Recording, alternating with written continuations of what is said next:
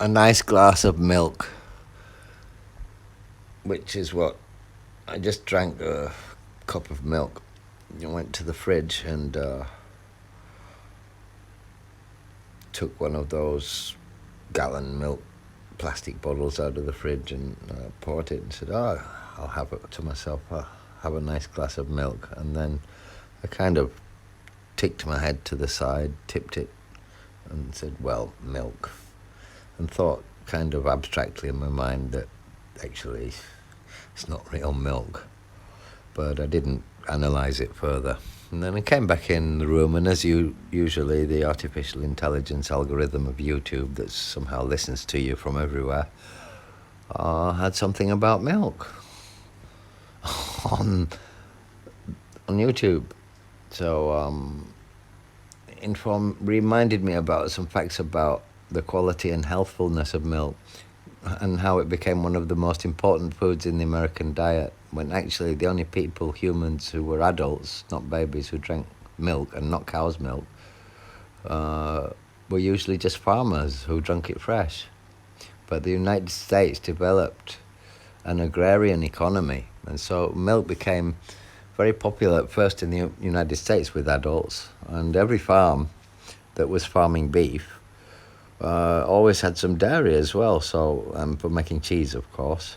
So milk always had this association with purity and wholesomeness for a long time in history as well, with religious belief, but not cow's milk. And most adults didn't drink it in America except for giving it to babies, but then they started drinking it a lot when manufacturing started. But if milk wasn't very fresh, it would make you sick, which is why farmers usually would just drink it when they freshly milked it. But milk production was becoming industrialized. With the rise of industries clustered around big urban areas, you have people living on a really small budget, and they can't afford that wonderful farm fresh milk. Yeah. So the dairy industry starts coming up with creative ways to make cheaper milk. Yeah. So what happens then? And this was discovered, by the way, I dedicate this to Dr. or Professor Wiley, the chemist. Dairy manufacturers started adulterating their product. The standard formula at the time was a pint of warm water for every quart of milk. And to rid the remaining milk of its bluish tint, because it's going off, they added plaster of Paris or chalk. Yeah, for customers expecting a layer of cream on top, like the gold top milk in England, they would add something yellowish, like perhaps a dollop of cow's brains. Yeah, mashed up cow's brains. They used to use that. Yeah. So a lot of people, vegetarians, drink milk. They actually don't know that there's cow's brains in the milk. And the dangers of milk in cities at that time, when it started, they were already well known from not drinking fresh milk. And in New York City, they had this odd thing where they had a lot of breweries in the city, and they would set up dairies next to the brewery, beer brewery. And they'd chain the cows for life to the spot. Yeah. And just let the milk come out, and it was called swill, and it was really poor quality and no hygiene, of course. And most of these cows, they basically died standing there just being milked their whole lives. They were so sick that their teeth rotted and they couldn't even eat, so they died quite quickly. Yeah, because they weren't eating food with nutrients. And so these swill dairies were making milk that didn't have any of the nutrients in it that you would expect in normal milk. Yeah, this was about 1946. So the problem with dairy products was not simply a lack of nutrients, and cheese as well, of course. In swill milk, tenement houses were packed with millions of labourers in the cities, and the lack of proper sewage and sanitation made cities breeding grounds for bacteria that could be transmitted by spoiled milk very easily, and there was loads of it around. And milk purveyors were driving on the city laden to the neck with bacteria. So outbreaks of scarlet fever and cholera happened. Unrefrigerated milk was sold in the streets, in open buckets. Yeah. every imaginable opportunity for all kinds of disease was there. It was like walking around with a petri dish, basically, like saying, what can we grow in here? Yeah. The government's testing of milk revealed problems nationwide, so there was a government test. And in one sample, they found worms wriggling in the bottom of one of the bottles to cover up.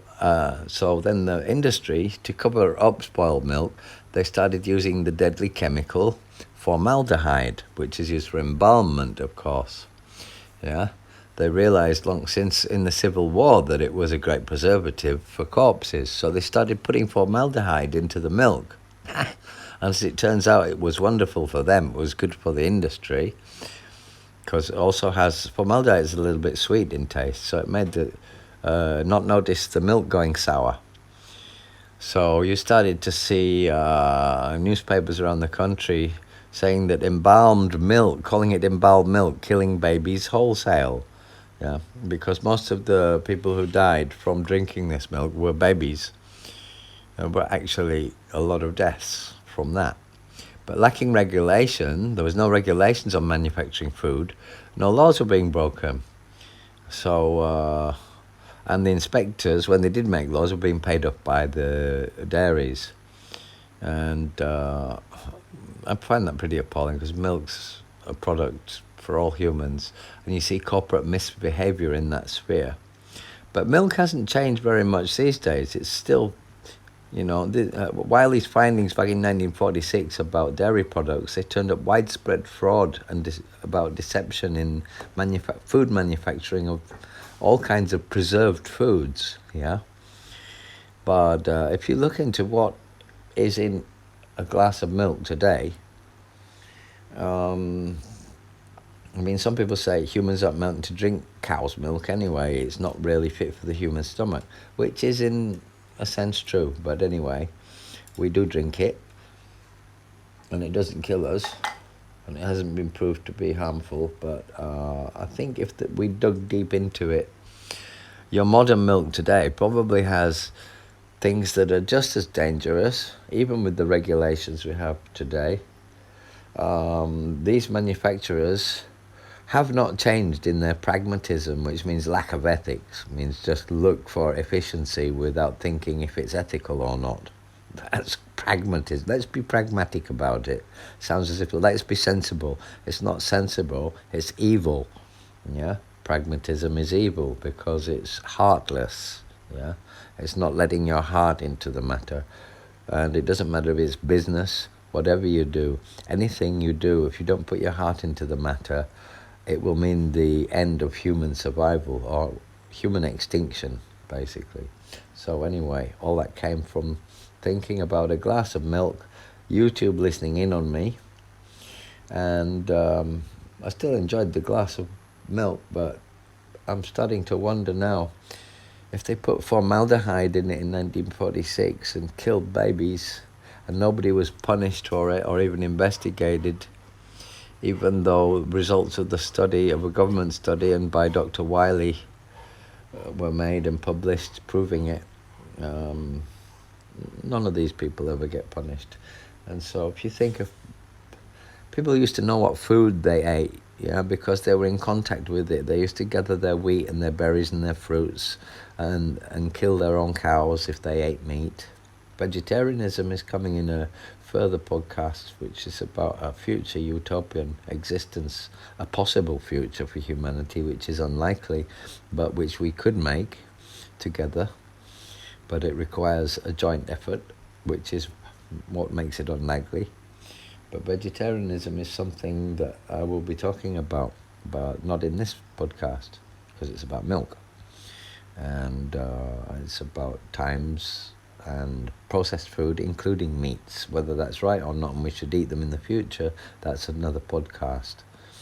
But coming into contact with your food, like we did in olden days, when we farmed it and was directly in contact with it and knew what it was and where it came from, is different from opening a tin and seeing like 6 sausages in jelly stood up like a tower on top of your plate, and not knowing what's in that mashed up sausage, or corned beef, or whatever, or spam, or I don't know. bolognese sauce in a can. Is that really meat, and what chemicals are in it and stuff? And that milk we're drinking, how come it's been in my fridge for 3 weeks and it's still fresh? That's weird. And it hasn't changed, oxidized or anything. What am I actually eating with processed food? And should I really actually, considering I've got about 4.5 acres of gardens, I've got plenty of fruits, I eat my own fruits, I don't spray them with anything, I have my own bananas and coconuts. But unfortunately I don't have my own fresh milk. Yeah, and McVitie's chocolate digestives, for example. I mean, what's in that really? Would we eat it if we knew? Would I have drunk that cup of milk if I knew? I don't know. I know that after the war they were selling radioactive. They were actually putting radioactive substances in everything from edibles to makeup and telling you it was good. They thought if it was radioactive, it's good for you. And loads of people ended up with cancer. It was one of the main causes of cancer in the 20th century. So what are we eating? So, what's your favourite poison? Let's change the saying. What's your favourite cup of milk? Would you like a cup of milk now? Well, before we go to bed? I think I'll skip it. I think I'll go for those tea leaves, which are probably also processed, but not so much because they're dry. So I'll take one of those Lipton teas. It's probably got less poison in it. Maybe I'll just boil some ginger roots, and put some sugarcane sugar, which is directly made on the farm here in Thailand, and squeeze a bit of fresh lemon from my garden in there, and definitely know then if there's anything processed, it's just a tea leaf. It's been sprayed with some insect killer. Oh my God. So there you go. A nice glass of milk. Jan Spencer for today, signing off.